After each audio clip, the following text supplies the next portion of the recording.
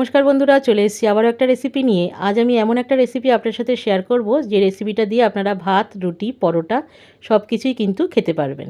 আজ আমি একটা ডালের রেসিপি তৈরি করছি। তার জন্য আমি নিয়েছি 2 রকমের ডাল, মুগ ডাল, মসুর ডাল, নিয়েছি 3টে ডিম, আর নিয়েছি আলু ছোটো ছোটো টুকরো করে কেটে নিয়েছি পেঁয়াজ কুচি, থেতো করা রসুন, কাঁচা লঙ্কা, আদা বাটা, টমেটো।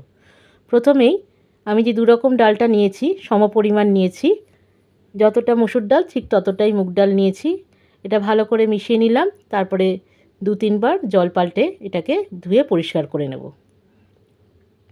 2-3 বার ধুয়ে নিয়েছি, তারপরে অল্প জল দিয়ে এটাকে ভিজিয়ে রেখে দিলাম। এবার একটা পাত্রে আমি ডিমটাকে ফাটিয়ে নিচ্ছি। আপনারা চাইলে, আমি এখানে 3টে ডিম ব্যবহার করছি, আপনারা চাইলে কিন্তু এর থেকেও বেশি ডিম দিয়েও কিন্তু এই রান্নাটা করতে পারেন। দিয়ে দিলাম পরিমাণ মতো নুন, ভালো করে ফেটিয়ে নিচ্ছি। এবার চলে যাব গ্যাসে। গ্যাসে চলে এসেছি বন্ধুরা। কড়াই গরম হয়ে গেছে, দিয়ে দিলাম সর্ষের তেল। তেলটা ভালো করে গরম করে নিতে হবে। তেলটা গরম হয়ে গেছে, এখন আমি এতে দেব ডিম। ডিমটা কিন্তু একদম আমি ঝুড়ো করে ভেজে নেব না, আমি ডিমটা একটু বড় বড় টুকরো করে ভেজে নেব। তার জন্য একটু সময় নিয়ে ভাজতে হবে। এটা ঝুড়ো করে ভেজে নিলে কিন্তু খেতে ভালো লাগবে না, তাই জন্য আমি একটু বড় করে ডিমটাকে ভেজে নিলাম। ভাজা হয়ে গেছে, ডিমটাকে তুলে নিচ্ছি।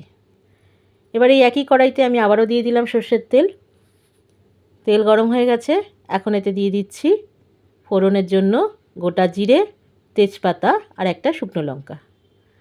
ভালো করে ফোড়নটা করে নিয়ে দিয়ে দেবো আলু। যারা আলু খেতে চান না তারা আলু না দিলেও হবে, তবে আলুটা দিলে পরে খেতে ভালো লাগে, রুটি পরোটার সাথে খেতে বিশেষ করে বেশি ভালো লাগে। আলুটা হালকা ভাজা হয়ে গেছে, এখন দিয়ে দিলাম পেঁয়াজ, আদা, রসুন, কাঁচা লঙ্কা, টমেটো সব কিছু একসাথে দিয়ে আলুর সাথে একটু ভেজে নিচ্ছি। এখন দিয়ে দিচ্ছি পরিমাণ মতো নুন, আর দিয়ে দেব রেগুলারের যে গুঁড়ো মশলা হয়, হলুদ, জিরে, লঙ্কা, গুঁড়ো মশলাগুলো দিয়ে দিলাম। খুব তাড়াতাড়ি হয়ে যায়, ভীষণ তাড়াতাড়ি, আর চটজলদি মন চাইলেই কিন্তু আপনারা এই রেসিপিটি করে বাড়িতে খেতে পারেন। ভালো করে মশলার সাথে একটু কষিয়ে নিচ্ছি। এখন দিয়ে দিচ্ছি ডাল,